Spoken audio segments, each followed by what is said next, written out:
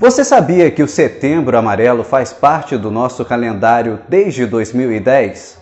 O mês de combate ao suicídio e de valorização da vida chega para reforçarmos a prevenção. Todos os anos são registrados mais de 14 mil casos de suicídio no Brasil.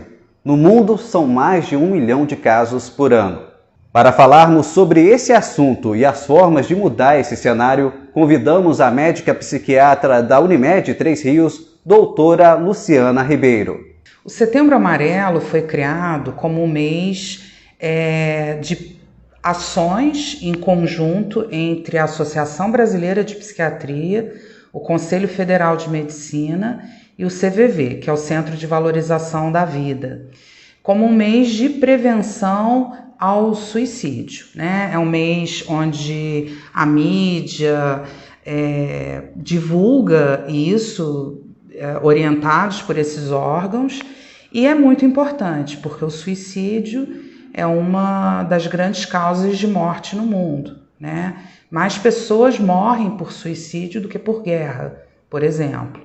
Então, é muito importante. Em setembro, também existe a data mundial de prevenção ao suicídio. Por isso também esse mês de setembro foi escolhido em função disso. E no contexto dos casos de suicídio, 96,8% estão relacionados a transtornos mentais. Em primeiro lugar está a depressão, seguido do transtorno bipolar. E em terceiro, o abuso de substâncias químicas. Mas como podemos prevenir casos extremos? Os sinais de uma pessoa que está com pensamento suicida, muitas vezes aparenta para as pessoas que estão no seu entorno como uma percepção de que há uma falta de energia, pensamentos às vezes acelerados, ou essa pessoa se torna mais distraída ao olhar comum, demora a responder, mais tristeza, mais isolamento, às vezes é uma pessoa que está mais ensimesmada, né?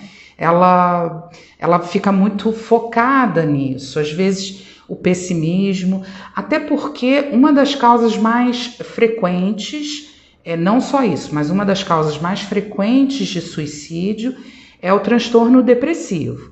Então a gente vai perceber sintomas da depressão, né? Pessimismo, ideias de ruína, a pessoa acha que nada está valendo muito a pena, tristeza, isolamento. E às vezes essa pessoa continua trabalhando, pode ser uma pessoa que está ao seu lado, ou um aluno, ou um parente, um familiar, e isso pode estar acontecendo. Bem, conhecendo os sinais e o que fazer diante deles, é importante lembrar que o mês de setembro é de conscientização sobre o tema, mas a prevenção deve ocorrer o ano inteiro. Portanto, fique atento aos seus familiares e amigos, e até a você mesmo. As pessoas próximas a quem está passando por esse processo envolvendo suicídio, elas podem ajudar observando quem está ao seu redor, conduzindo muitas vezes essa pessoa até o tratamento, porque alguém que está passando por um quadro depressivo ou qualquer outro tipo de transtorno com esse tipo de ideação suicida, muitas vezes ele não tem energia para procurar ajuda. Então, quem está ao seu redor e percebendo isso e buscando isso, pode conduzir até o tratamento adequado. 80% das pessoas que fazem tentativas de suicídio, eles pediram auxílio antes, num período muito próximo, às vezes 2 semanas, 1 semana, ou para médicos ou até para amigos, parentes. Então, é muito importante levar isso a sério, não achar que é uma coisa que está sendo dita para chamar atenção. Isso é comum a gente ouvir isso. Quem fala não faz. Isso não é verdade. Então fica o recado. Se você estiver passando por algo ou precisando de ajuda, procure um profissional especializado. Você não está sozinho. Nas redes sociais da Unimed Três Rios, você acompanha outros conteúdos relacionados ao Setembro Amarelo. Cuide-se!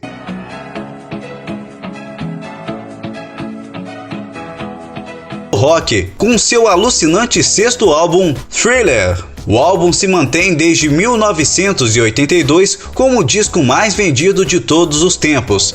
São mais de 120 milhões de cópias vendidas. Com o crescimento dos aplicativos de música, o álbum Thriller já tem mais de 10 bilhões de reproduções. Em comemoração ao sucesso insuperável de Thriller, a Sony Music lançou uma edição especial Thriller 40, incluindo 10 músicas inéditas ou demos da gravação do álbum. Michael Jackson, em 2001, deu uma entrevista para a MTV dos Estados Unidos em que falou sobre a criação do curta-metragem de Thriller. Minha ideia era criar um curta-metragem com diálogos no início e que seguiam até o fim. Eu não me preocupei se as pessoas iam gostar do videoclipe, porque eu sabia que fazíamos algo com substância e conteúdo. Algo que as pessoas iriam assistir e ter grande entretenimento, o que prendesse até o fim. E na época essa foi a minha ideia. Uma curiosidade sobre o álbum Thriller é que Michael Jackson escolheu apenas 9 músicas, mas escreveu mais de 300 durante o desenvolvimento de Thriller. O rei do pop escolheu as 9 músicas que, segundo ele próprio, fariam do disco um sucesso. E o sucesso continua até hoje. Da redação, João Vitor Rodrigues para o programa...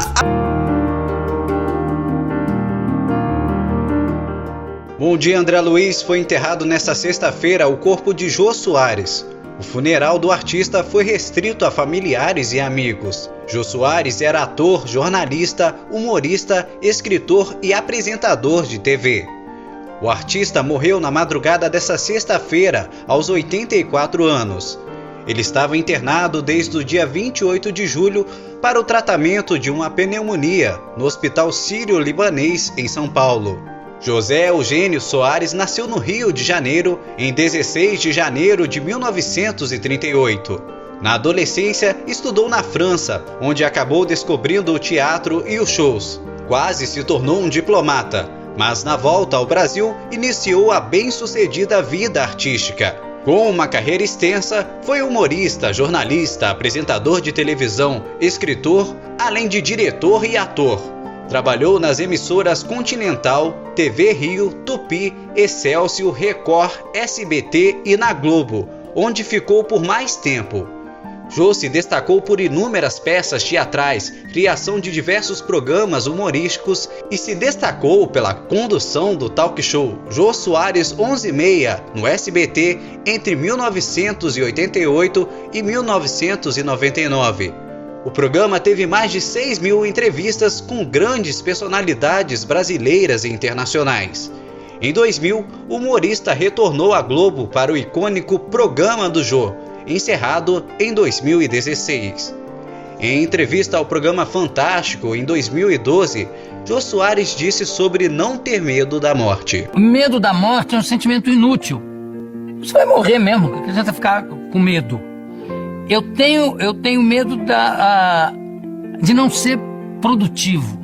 Citando meu amigo Chico Anísio, que perguntaram para ele: você tem medo de morrer? Ele falou: não, tenho pena. Impecável.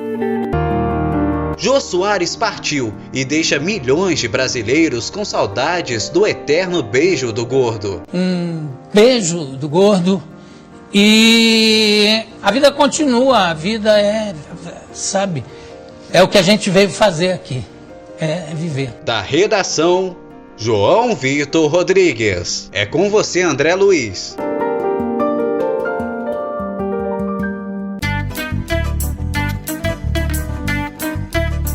André Luiz, o personagem Zé Carioca da Disney, completou 80 anos nesta semana. A Disney lançou em 24 de agosto de 1942 um personagem com jeitinho brasileiro. Chegava às telonas Zé Carioca. No filme Alô Amigos, o papagaio mostrava a cultura local para o Pato Donald. Além do cinema, Zé Carioca também representou a alegria do povo em suas aventuras dos quadrinhos. Em 1941, Walt Disney esteve no Brasil acompanhado de um grupo de artistas, escritores e músicos. O cineasta fez uma visita diplomática a convite do governo norte-americano com o objetivo de conter o avanço do nazismo e do fascismo na América do Sul. Em nome da política de boa vizinhança, Walt Disney se encontrou com o então presidente Getúlio Vargas. Mas além da diplomacia, a viagem serviu como inspiração para novas aventuras e novos personagens. Impressionados com o samba, as paisagens e a riqueza cultural do Brasil, os produtores também se encantaram com os papagaios. Passaram a visitar o zoológico e museus locais em busca da ave. A pesquisa resultou na criação do Zé Carioca. O papagaio morava no Rio de Janeiro, dançava samba e esbanjava charme. Embalado pela música Aquarela do Brasil de Ari Barroso, o longa-metragem Alô Amigos, com Zé Carioca e Pato Donald como protagonistas, tinha um propósito diplomático específico. Era parte da iniciativa do governo norte-americano para estimular um espírito de unidade entre os países das Américas. Em 1944, também foi lançado Os Três Cabanheiros, em que os personagens visitavam a Bahia. Os filmes foram bem recebidos pela crítica e pelo público. Antes da viagem, Walt Disney estava com problemas financeiros, mas depois da passagem pela América Latina, os novos produtores trouxeram lucros para os estúdios da Disney. Da redação, João Vitor Rodrigues para o programa Alô Cidade.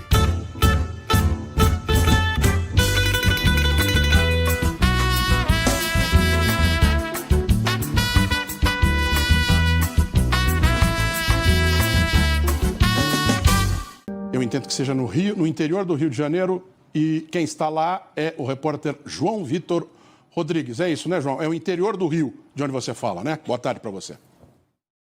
Boa tarde, Eduardo. Eu estou aqui de frente, eu estou na rua do Roberto Jefferson. Nesse momento, viaturas do BOPE já chegaram aqui no local, a Polícia Militar também viaturas do Corpo de Bombeiros, uma ambulância está no local. A informação preliminar que a gente tem é de que o Roberto Jefferson deve se entregar, isso está sendo negociado. A gente vê um monte de carros da polícia, você descreveu que outros grupamentos estão a caminho para prender uma única pessoa. Não se trata de um grupo armado que resiste à chegada da polícia. É o Roberto Jefferson, é isso, né? É somente o Roberto Jefferson. No entanto, há forte policiamento aqui no local. Chegaram aqui cerca de 4 carros do BOPE, também diversas viaturas da Polícia Militar, todas presentes no local, um helicóptero sobrevoando aqui todo o tempo. Moradores do distrito de Paula Lima, zona rural de Juiz de Fora, estão há pelo menos 3 dias sem o fornecimento de água. De acordo com a moradora Renata Lima, desde terça-feira o fornecimento está interrompido. Nós estamos ligando para a CESAMA porque eles não deram justificativa nenhuma para a gente, não falou que ia faltar água, não falou o que estragou. Eu sou João Vitor Rodrigues e fico por aqui. Você acompanha outras informações de Juiz de Fora e da Zona da Mata durante a nossa programação no CBN Juiz de Fora, a partir das 9 da manhã com Marcelo Giuliani. Tenha um ótimo dia e até a próxima. Rádio CBN, Juiz de Fora. Olá para você que acompanha o Podcast 107. Já vou começando essa entrevista pedindo para você se inscrever e compartilhar, mandar no grupo da família, da empresa, manda pro papagaio, pro cachorro, para todo mundo. Se inscreve, curta, porque é muito importante para contribuir para o nosso canal e toda semana ter uma entrevista especial. E por falar em entrevista especial, a gente conversa hoje com a Lívia Souza, que é psicóloga, especialista em gênero e sexualidade. Isso mesmo. Muito obrigado por estar aqui no Podcast 107.